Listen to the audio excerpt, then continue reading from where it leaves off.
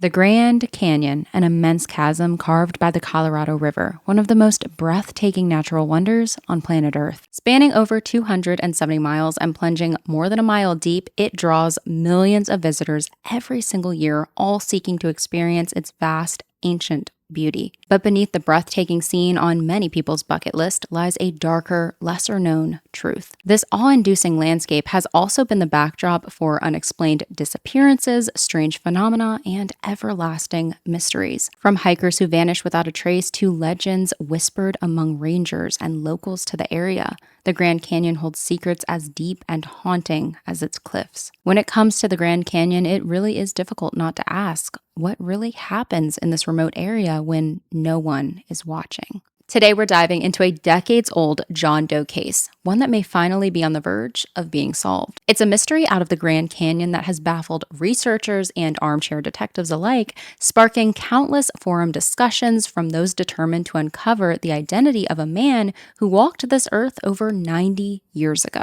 This is the case of the Coconino County John Doe, also known as the Kolb skeleton. With all that being said, let's get right into it. In December 1976, renowned American photographer Emery Kolb passed away at the age of 95. Alongside his older brother Ellsworth, Emery operated the Kolb brothers photography studio perched on the south rim of the Grand Canyon. While Ellsworth passed away in 1960, Emery carried on their legacy, continuing to capture stunning images and keeping the studio alive until his own death 16 years later. Now, 1960 must have been a very hard year for Emery, because he not only lost his older brother on January 9th of that year, but he also lost his wife, Blanche, on October 11th of 1960. Emery and Blanche had one child together, a daughter named Edith, born on June 9th of 1907. Edith later married a man named Carl Leonard, and together they had a son whom they named Emery in honor of her father. Emery Carl Leonard, nicknamed Smokey, was the oldest direct descendant of the Kolb brothers, and he worked hard during his life to keep their legacy going even more. When it comes to the Kolb brothers and their origin story, Ellsworth made his way to the canyon in 1901 and then convinced his brother, Emery, to make the move, and Emery did the following year in October of 1902. While Emery was waiting for the train to meet his brother, he found himself in a photography store that had failed and was being sold. The shack was in Williams, about 60 miles south of the South Rim where Ellsworth was living at the time. Emery had been practicing photography for a little bit of time and had actually arrived in the area from their home in Pittsburgh with the clothes on his back, his guitar, his harmonica, and his beloved camera.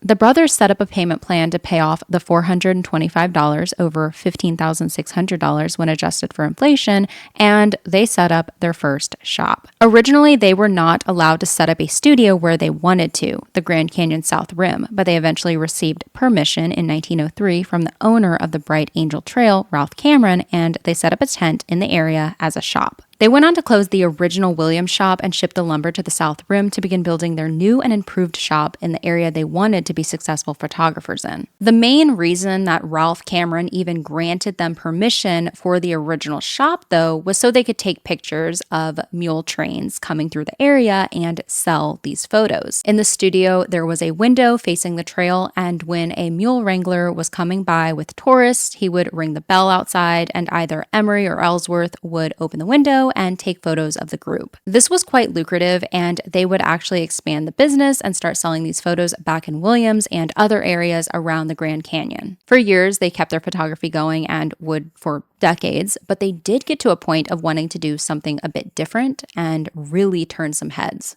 In late 1911 and early 1912, the Kolb brothers actually became the first to film motion picture footage of a river expedition on the Colorado River, navigating by boat from Wyoming through the Grand Canyon. Their groundbreaking film was shown daily at the Kolb brothers studio from 1915 until 1976 when Emery passed away. This video and this case is not primarily about the Kolb brothers, but I did want to include this bit of information just so you all have a bit of a backstory. If you are interested in learning more about the Kolb brothers, I will have some links down in the description of this video for you all to check out. Interestingly enough, you can actually visit the studio today. It's still there and it's open for public viewing. After Emery's death, though, his daughter Edith was growing older and no longer had the energy or strength to sort through her father's belongings. So the responsibility fell to her son, also named Emery, like I said before, who was tasked with traveling to his grandfather's home to go through what had been left behind. While Emery was deeply saddened by his grandfather's passing, he couldn't help but feel a sense of anticipation as he approached the task. He knew the storage held treasures, photographs, films, documents, pieces of history he had never seen before, waiting to be uncovered. Emery, with some help, pulled down a canoe in his grandfather's garage that was tied to the rafters, and wrapped up, tucked away inside of this boat, they found a skeleton of a man. On the screen are 2 reconstruction photos done by Stephen Missel of what the man possibly looked like while alive. Naturally, it was a complete shock. Everyone stood there, speechless, unsure of how to react. From there, the discovery was handed over to the Coconino County Sheriff's Office. This skeleton, though, had been found wearing clothing. This included khaki pants, a white cotton shirt, a left leather sandal, and part of a belt. The clothing was put in storage at the sheriff's office, and the actual bones were sent off to the Coconino County Medical Examiner's Office to see what they could uncover. Analysis of the remains revealed the man was believed to have been Caucasian, about 6 feet tall, and had died of a gunshot wound to the right side of his head. The bullet was retrieved from his skull and had come from a .32 caliber pistol. Emery Leonard was questioned, and what he said was a bit surprising. When he first saw the skeleton, it was definitely something that made him step back and take a moment to process. But then he later remembered that he had actually seen this skeleton before when he was a child in the early to mid 1930s, once when he was visiting his grandfather. Now, something that we do have to take into consideration is that Emery Kolb had been on coroner's juries for death inquests at the Grand Canyon, meaning he had been a part of a group of citizens summoned to assist the coroner in determining the cause of death of someone whose remains had been found at the canyon. Emery and Ellsworth had been throughout the Grand Canyon many times and had come across remains before, and they always notified the coroner. Authorities were wondering, why didn't these remains get handed over? Why were these remains in Emery's garage, and how long had they been there? It was assumed that these bones had been in Emery's garage for quite some time, decades even. And when you think about disappearances from the Grand Canyon, if you are someone that researches into disappearance cases, you may immediately think of the disappearance of Glenn and Bessie Hyde. In late 1928, Glenn and Bessie Hyde set out on a daring honeymoon adventure to navigate the Green River and then the Colorado River through the Grand Canyon in a homemade wooden scow. Glenn, an experienced boatman, hoped to set a new speed record and gain fame, while Bessie, his new wife, with absolutely no prior river running experience, would have been the very first woman to run the full canyon. The couple was last seen on November 18, 1928, near River Mile 95 by another river party. The next month, on December 19th, their boat was found by a search plane adrift and intact, still containing supplies. No signs of a struggle or accident, though. But Glenn and Bessie had vanished without a trace. Their mysterious disappearance has sparked decades of speculation, from theories of drowning to more sensational ideas like foul play, or of them faking their deaths.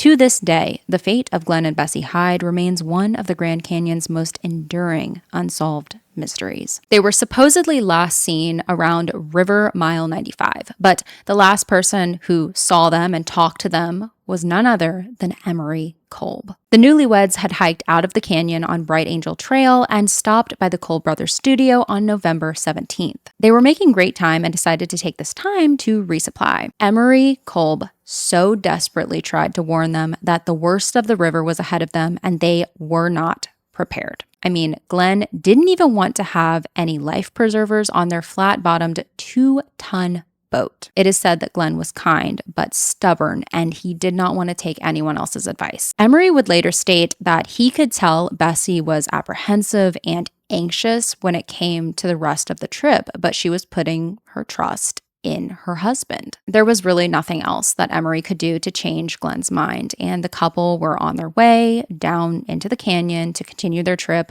but not before getting a photo taken of them by Emery. The search crew for them had actually been led by Emery and Ellsworth, and among the Hyde's belongings was a journal and camera belonging to Bessie. They were actually able to develop the photos on Bessie's camera, and it is believed these photos were taken on November 27th near River Mile 165. The Hyde's boat had been swept away and hit submerged rocks near River Mile 237, where it would later be located by the search crew in December. What happened to this couple is still unknown, but for a long period of time, people considered that the man's remains found in Emery's garage in 1977 had belonged to Glenn Hyde. There wasn't a way to definitively prove this, though, at the time, but this theory is said to have been disproven in the mid-1980s when forensic anthropologist Walter Birkby at the University of Arizona superimposed an image of Glenn Hyde over the John Doe skull, and according to him, the two did not match up. This case was covered during a season 1 episode of Unsolved Mysteries in 1987, and Birkby stated during the episode, "The skull is of a different shape than the face of Glenn Hyde. The eye orbits themselves are angled in a different direction than Glenn Hyde's. The cheeks are wider. Even the shape of the chin is wrong. Glenn Hyde's chin was somewhat rounded, as we can see on the photograph, whereas the chin of the submitted skull tends to be fairly squared off, so those features alone do not match. These remains, these bones submitted for analysis, are not the remains of Glenn Hyde. Period. End of story." It would be stated by experts at the University of Arizona that this John Doe had most likely died between 1972 to 1975. But this would be later disproven, and we'll get into that very soon. The belief, though, that this unknown man had been Glenn Hyde faded, and other than the comparison of the skull and a photo of Glenn, experts at the University of Arizona stated they believed the remains to have belonged to a man who died between 18 to 22 years old. Glenn had been 29 when he disappeared with his wife, so that's another reason why they do not believe this to be Glenn Hyde. For years, these remains stayed in a box at the Coconino County Medical Examiner's office, a set of bones waiting for their name back and a proper burial. The Unsolved Mysteries episode brought in some new tips, but none of these brought investigators closer to solving the case. The next update wouldn't come until the early 2000s. According to an article posted on November 9th of 2008 by the Arizona Daily Sun, the cold case squad at the Coconino County Sheriff's Office solved part of the mystery. About a year before the article was published, hundreds of historical photographs were donated to the Grand Canyon Museum collection by the son of a former Grand Canyon park ranger named Gus Williamson. Gus had worked as a park ranger at the Grand Canyon during the 1930s. Some of these photos that were sent over to the museum showed a skeleton that had been located at Shoshone Point in 1933. We know the location and the year because it was written on a photograph. Joe Sumner, a retired National Park Service ranger who volunteered on the cold case squad of the Coconino County Sheriff's Office, had combed through old ranger reports and didn't find anything having to do with this John Doe. But there was an interesting article that he found. According to the June 9th, 1933 issue of the Coconino Sun, a botanist had been using binoculars at Shoshone Point in the Grand Canyon, and about 600 feet under the rim, they spotted a skeleton. Rangers were notified, and when they got to the scene, they found the skeletal remains. Clothing still present, a gun near the right hand, and a pocketbook. Unfortunately, there was no form of identification in this pocketbook, and officials believed the person had died about 2 years before their body was located. According to the article, the sheriff and county attorney determined the individual had taken their own life and that there was absolutely no inquest necessary. Rangers stated that the man had been wearing what they described to be cheap clothing, khaki trousers, a white cotton shirt, and sandals. Joe Sumner looked at a photo of the shoes and he immediately knew that it was the same skeleton. From there, a forensic anthropologist examined the photos and the skeleton and agreed that they were most definitely the same skeleton. Due to that, this John Doe was now determined to have been someone who took their life. All along, it was believed that this may have been a victim of a homicide. So they came to a solid conclusion when it came to the cause of death, and then they came to a conclusion when it came to the time time period. Like I said before, Walter Birkby considered that these remains came from between 1972 to 1975, or possibly a little bit after, but then they knew for certain that they had to have come from someone who died a couple or few years before they were found in 1933. Chuck Jones, a retired FBI agent who also had worked on the cold case squad at the sheriff's office, stated he believed the main reason the bones were thought to come from the early 1970s or mid 1970s is because the remains had been inside a garage out of the elements for over 4 decades. It is still completely unknown how Emery Kolb obtained these human remains, why he never turned them over to anyone of authority, why out of everywhere in his studio or home, he chose to keep the bones tucked away in a canoe in his garage. There are just so many questions, but the main one that still remains is, who was this man in life? It seems, though, we may be closer to finding that out because technology has obviously advanced since the 1980s, and now we have methods of testing like genetic genealogy. Now we are able to extract DNA, create a DNA profile from that DNA, and upload that DNA onto a genetic database and hope to locate some familial DNA to get closer to finding out who the person was. If you're curious exactly where the case sits today, the Coconino County Medical Examiner's Office is currently partnering with Estrella Forensics and students at the Ramapo College Investigative Genetic Genealogy Center in New Jersey to finally identify this man. Yes, this man that was found at the Grand Canyon over 90 years ago, but that doesn't mean that he doesn't have descendants or possibly descendants of siblings of his. That would be so touched to know people didn't give up on finding out his true identity and finally giving him a proper burial somewhere, maybe in a family plot. Like we saw in my last video covering the case of Canada's woman in the well, discovered to have been Alice Spence from the very early 1900s, there definitely could still be family out there today who care. There could be people out there in his family who heard of his disappearance and always wanted to know exactly what happened. I did reach out to the genetic genealogy team at Ramapo College regarding a statement for today's video to see if they had anything they wanted to say, and they said, unfortunately, they are unable to comment on ongoing investigations, which is completely understandable, but I do genuinely have my fingers crossed for this case. Of course, this case is very old. It's over 9 decades old, but that does not mean there is no hope. If you are someone that has watched a lot of my videos or just kept up to date with cases that have been solved because of this method of testing, investigative genetic genealogy, you are probably well aware that this is the main method that is solving these older cases. DNA does not lie, and without IgG, investigative genetic genealogy, there would be hundreds upon hundreds of John and Jane Does that never got their names back, and hundreds upon hundreds of perpetrators that were never caught. Like with any case that I cover on my channel, when I close my laptop at the end of my researching, it's not like the case just leaves my brain. It definitely weaves its way into my everyday life, and the main time that I'm thinking about the case and kind of going over theories in my brain and coming up with anything on my own is before I go to bed. If you are someone that struggles with racing thoughts before bed, I completely understand. I am the same way. Before I go to sleep, I'm thinking about every single thing that has ever happened in my life, things that I have not thought about in years. And one of the main things that I'm going over is the cases that I'm covering. And with this case, the case of the Kolb skeleton, I could not stop thinking about why Emery Kolb would have this man's remains. This was something that I kept coming back to, and I do agree with the theory, and I saw a few people on Reddit say this as well, that Emery worked with the coroner, as we know, and possibly because this was a John Doe, this was someone that they didn't know who it was, and he had died because he took his life, and no one was claiming him.